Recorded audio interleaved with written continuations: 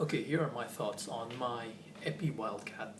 Now this is my daily driver. This is a guitar which I use for everything. It's a guitar which I used when we were recording our songs to put on iTunes.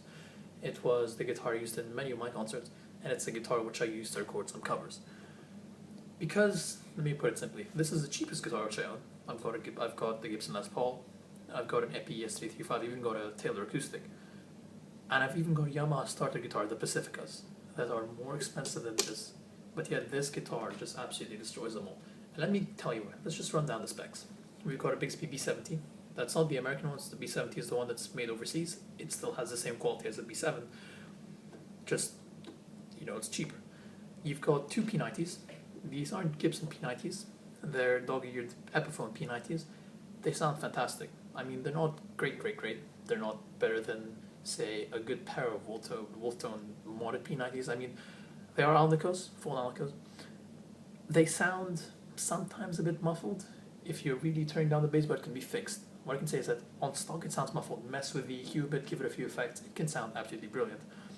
Stock pots and caps in this guitar, I haven't modded it at all. The strings which I'm currently riding on it are nickel-plated Gibson strings, gauge 10. If you go full nickel, it sounds a bit too warm and mellow. If you go full steel strings, it just sounds way too high-pitched and, well, shrill, which is not nice. So this is the perfect balance. Right now, the guitar is not too old. I bought it last January. That's about 7 months from today. And it's still holding up so well.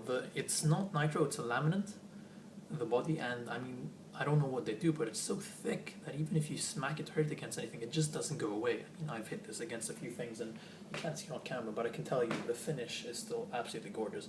The thing is, this guitar is gorgeous. If you look at it from afar, look at that. You've got the flame top as well. I mean, that flame top over there is just absolutely lovely. It just looks like such a beautiful guitar. It's still shining. I mean, even that Epiphone metal plate at the top just looks so classic. The back, the mahogany back is, look at that. That's just absolutely beautiful. So this is a semi-hollow, so we've got a mahogany block running through the center of it. While you play it, if you were to play it acoustically, not plugged in, it sounds pretty okay. I mean, it's not that loud. I mean, it's not obviously going to replace any acoustic, but it's decent. So especially if you're in a dorm room, especially if you need to be quiet and you don't want to plug into an amp, you can actually play it. You can actually play it without an amp and it still sounds good, which is rare for guitars of this standard. Also, here's my take on it. This is now in terms of sound. I'm running these guitars through a Line 6 75 watt amp. Now this amp usually sounds like absolute shit. It's a digital amp.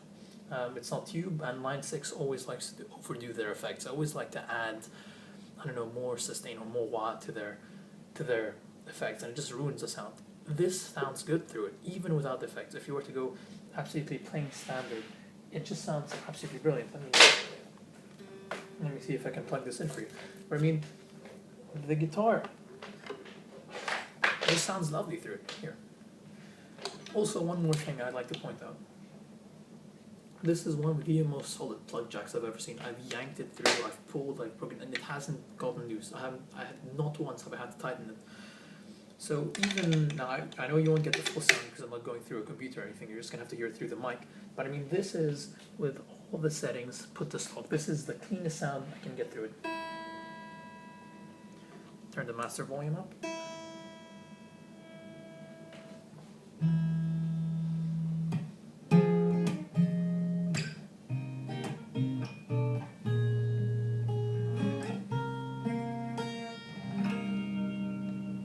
It just sounds just so absolutely lovely. I mean, I'm just playing some standard bar chords. I'm not really adding anything.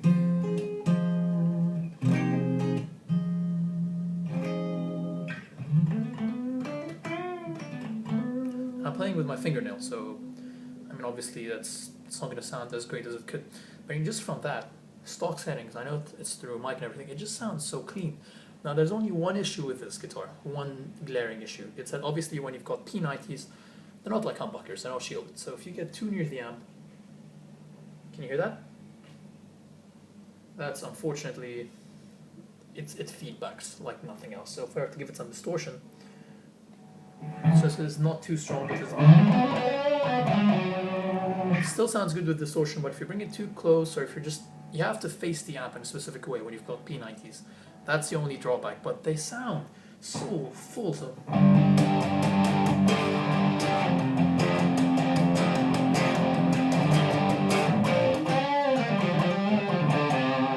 it just sounds so full for, especially for a semi-hollow, which usually tend to feedback.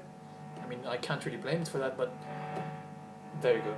That's an example right there. You gotta hold it in a specific place, but it just sounds absolutely fantastic. It looks fantastic. I've got an interesting story to tell you. So, while I was doing some recording, back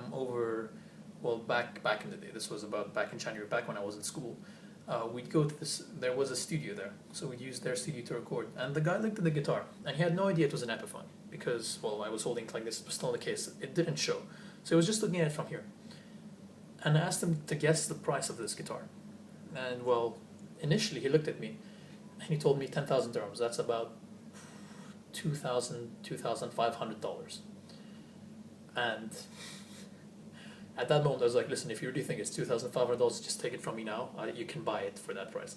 Thing is, this guitar actually cost, I mean, if you can go online and find a decent deal, $350 brand new. This is one of the cheapest guitars you can buy these days, but it's just, I mean, one of the cheapest name brand guitars. And it's just so fantastic. I mean, number one, come on. That really doesn't look like a cheap guitar. From afar, for someone that doesn't know much about guitar and guitar brands, they will guess that this guitar is worth a lot of money. It really isn't, and it just sounds fantastic. Anyway, so there are my thoughts on my beautiful Epiphone Wildkat. These are kind of hard to find if you're looking for, well, this one, the nice orangey yellow version. They've got the Royale edition, which has white and gold inlays. Thing is, I'm worried that the gold might tarnish, but I mean, if you can pick this guitar up, you found yourself an absolute bargain, because this is an absolute beautiful guitar. That's why I use it as my daily driver over my Gibson Les Paul. That's just how good it is. So there you go.